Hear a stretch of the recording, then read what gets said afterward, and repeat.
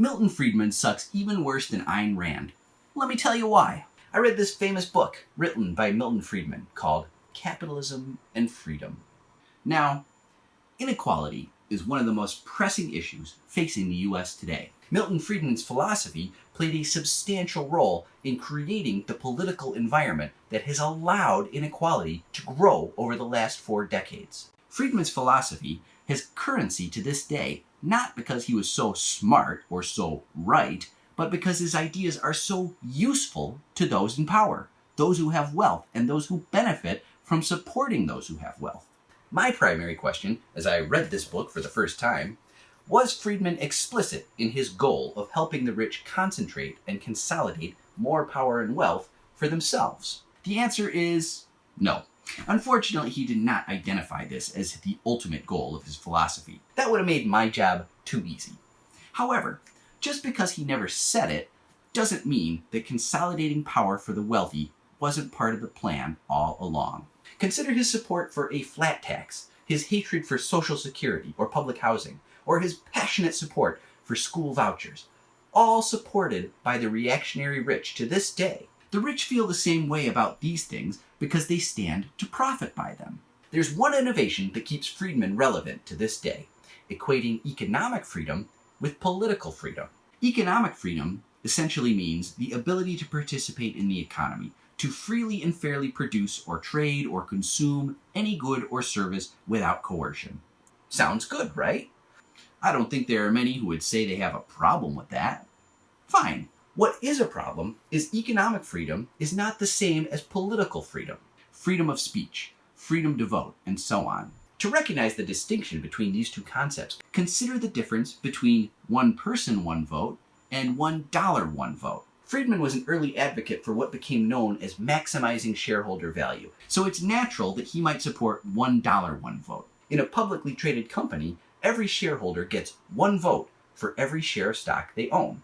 With $1, one vote, the billionaire gets to put their money where their mouth is, so to speak, to support the candidate of their choice. The U.S. Supreme Court has essentially affirmed that this expression of freedom is valid, with the Citizens United decision and Buckley Valeo and others. But the corollary to $1, one vote is no dollar, no vote. We are all free to influence elections by spending however much money we want, buying campaign ads and funding political action committees. But if you can't afford to spend money in that game, you don't get to participate. Contrast this to the political ideal of one person, one vote. Every citizen gets a single vote. In that case, we are all equal on election day. My vote has the same value as yours, and so on. But Friedman recognizes no such distinction. The power of his argument lies in blurring these differences. By equating economic freedom with political freedom, any move to infringe upon the marketplace becomes an attack on liberty itself. It's a neat trick. If there's one thing Americans love, it's freedom. By wrapping the interests of those with money in the flag and declaring any challenge to laissez-faire economics a challenge to freedom, Friedman forged a powerful tool for the rich to use against the rest of us. Trade barriers to protect American workers? That is an attack on freedom. Social Security benefits for old people? By forcing people to save for retirement, you take their freedom. This moral philosophy is the lodestone upon which the entire neoliberal economic outlook is based, because taking money or imposing regulations is tantamount to taking freedom. Low taxation, deregulation, and privatization become a way to preserve freedom. I suppose we're supposed to think it's a coincidence that low taxation, deregulation, and privatization also heavily favor the rich. Friedman's justification for this viewpoint is the free market. By extending Adam Smith's notion of the invisible hand of the market, society gets maximum benefit whenever everyone acts in their own self-interest. His ideas build off Friedrich Hayek and others who argue that any government intervention into the economy is the road to serfdom.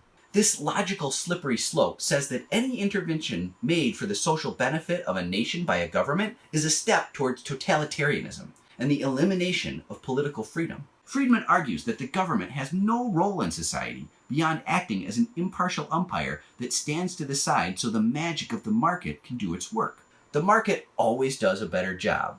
Self-interest always provides the best social outcome. The individual is superior to the collective. However, this idea of pitting the individual against the collective is fundamentally undemocratic. In democratic government, the people are the sovereign, and majority rules. The public is supposed to have a say in determining what is best for society. To say that individual freedom is more important than the will of the public is anti-democratic. Wealth and power go hand in hand. The wealthy don't need special consideration or more freedom to get what they want. Articulating a philosophy that puts economic liberty, the power of wealth, in equal standing with political freedom is so wrong. Don't fall for it. Let's make them pay. Please like, follow, and subscribe to my free Substack.